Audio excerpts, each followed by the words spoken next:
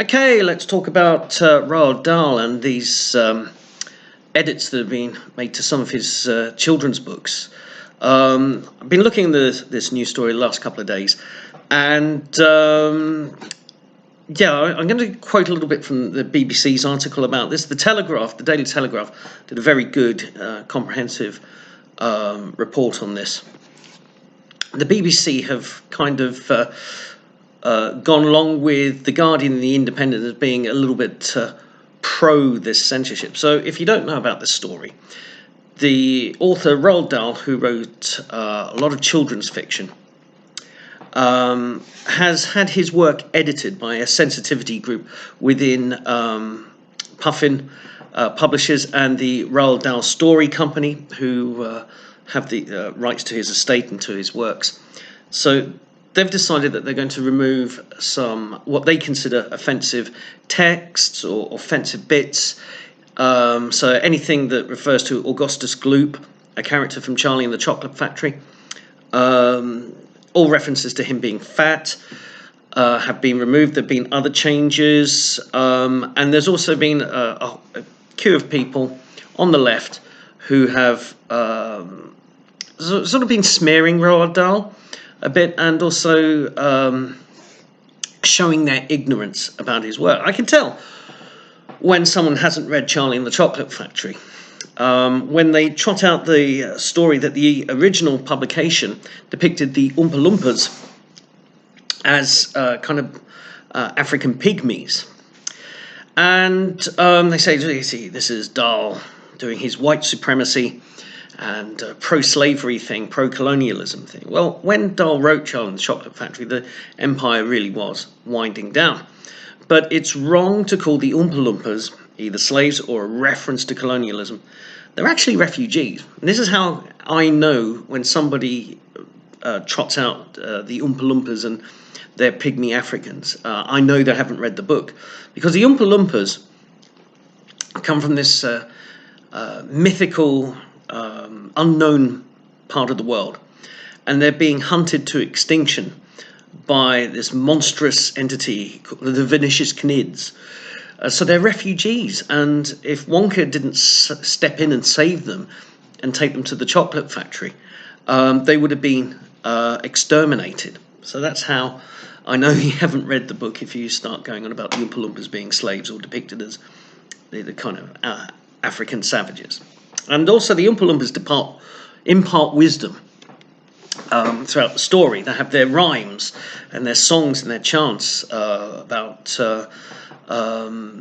moral wisdom. So get out of here with that one. I'm going to just quote a couple of bits from the BBC article before going into why I think these changes aren't just about improving things, aren't about sensitivity. They actually alter the meaning of Dahl's works. So here we go. So, apart from the Augustus Gloop, so somebody called Kate Clanchy, an ex-teacher, I wonder what she's doing now, who revised her own memoir after being criticised for some description, said children's books should be treated particularly carefully. Augustus Gloop is a greedy character. He'll still remain morally greedy. Well, not actually greedy, morally greedy. And his moral greed will be wrong. Moral greed will be wrong, whether or not we have lots and lots of references to how fat he is. So that's interesting. Augustus Gloop is morally wrong, and he's still a glutton, but his gluttony has no actual physical implication. He suffers no physical consequences for his greed. So he's not going to be fat, but somehow he still gets sucked up the pipe. Ms. Clanchy, if you happen to watch this, stop being disingenuous. Come on. So she also says, we've also updated children's books. Really? Which ones? It's a tribute to the way that these books are becoming myths. They weren't written that long ago. That we've adjusted them again. Go back and read Hilaire Belloc's cautionary tales and come back to me about how he's been edited and updated. Okay, so much for the BBC's nonsense. So this is what I mean about Dahl's works being reinterpreted in such a way that the actual meaning of what he wrote, the meaning of the stories, has actually altered. And that is not just, I mean, people like Robin Ince or Philip Pullman, who wants the books to go out of publication, and a few other kind of the Twitterati and the progressive left have said it's just a few improvements. Why are you right-wingers getting all bent out of shape over this? Well, it's one thing to alter words. Let's not use a strong word, let's use a kind of mild word that means the same thing. But what they've done with these revisions is actually alter the meaning of the text. And now, I don't know if it's a deliberate attempt to change the meaning or whether this sensitivity editing department is thick. I think it's a little bit of both, because I think that from what we'll see, the editing has been cack-handed, filled with kind of current year platitudes, no real thought given. And I'll explain why. So we're going to look at two sections that are being rewritten, one from The Witches and one from Matilda, and I'll explain how the meaning has been altered. Okay, the first one from The Witches. So the original text read, "You can't go around pulling the hair of every lady you meet, even if she is wearing gloves. Just you try it and see what happens." Now, the context there is that the boy, the hero of the story, is convinced that there are witches about. Now, witches are bald and they wear wigs, and they also wear gloves so that they can conceal their kind of taloned fingers. And so they're trying to hide their true nature. So the boy goes around and he sees women, he thinks their hair's looking a bit sus, and they're wearing gloves. He tugs at their hair to see if they're wearing a wig, to see if they're a witch. So he's kind of, he's going a little bit too far with all this. A little bit paranoid. So his grandmother tells him, you can't go around pulling the hair of every lady you meet, even if she is wearing gloves. You just try it and see what happens. So that's the original text. And the altered, sanitized version is, there are plenty of other reasons why women might wear wigs, and there's certainly nothing wrong with that. So let's see how the meaning's been altered.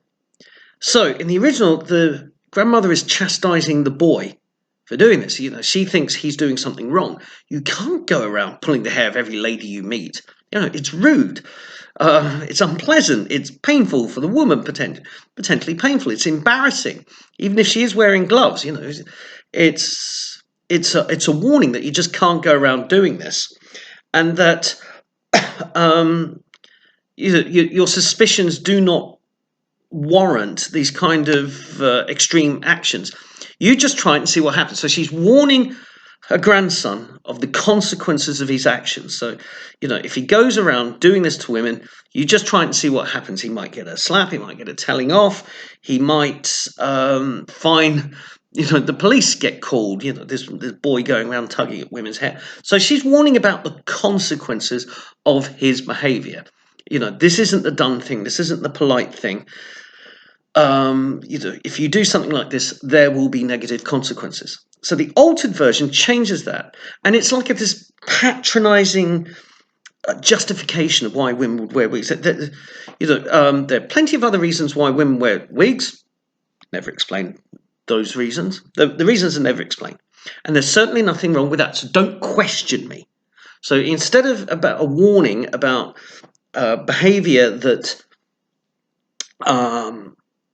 can have negative consequences, it's a lecture about, don't do this because reasons, and don't ask questions, don't follow up, just stay quiet. So it's altered the meaning of the text. So the other quote is from Matilda. So this is the original.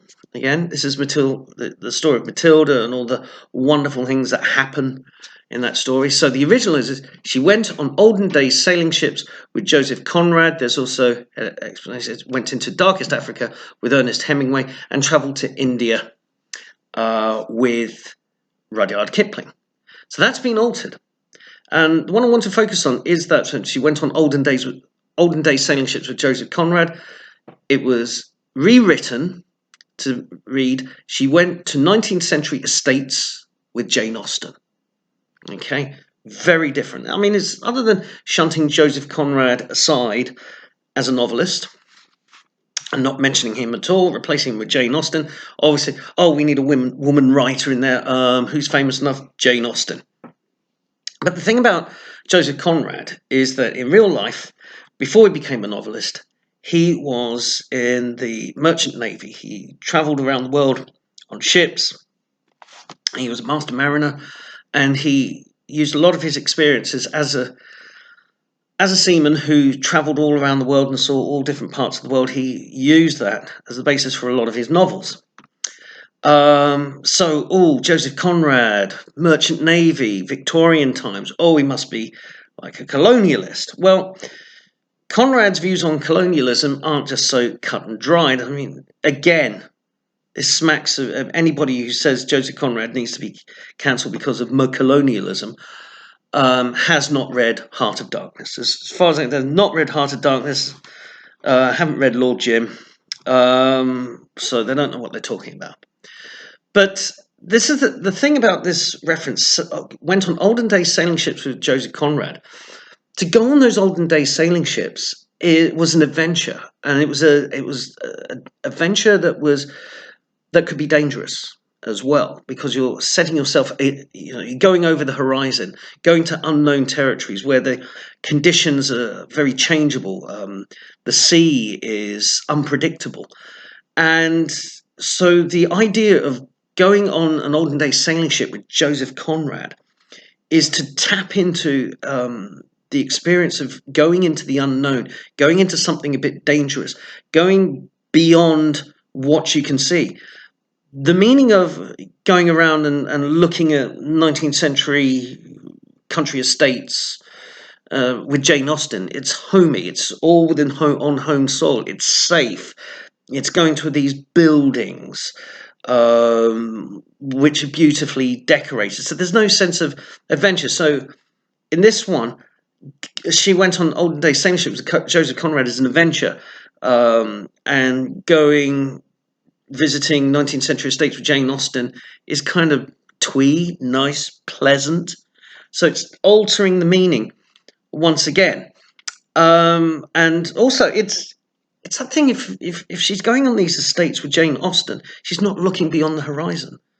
The implication of going to all these places with Conrad and Hemingway and Rudyard Kipling is that these are adventures into the unknown.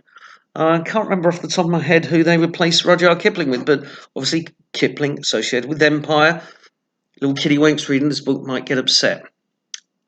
But here's the other thing, that where they're rewriting Roald Dahl, is that Dahl, this whole anti-Semitism thing as well, I think that needs a bit of unpacking, because this is a man who fought the Nazis and the fascists in World War II. He was an air ace. I don't just mean he was like a good fighter pilot. He shot down 5 enemy aircraft that gave him a status. I've read his book, Going Solo. It's actually my favourite Roald Dahl book, is Going Solo. And he describes the first half of World War II. And he escaped death many times, and he's fighting against the Nazis, fighting to stop the Nazis and the fascists taking over Greece and Crete. So he's put his life on the line there.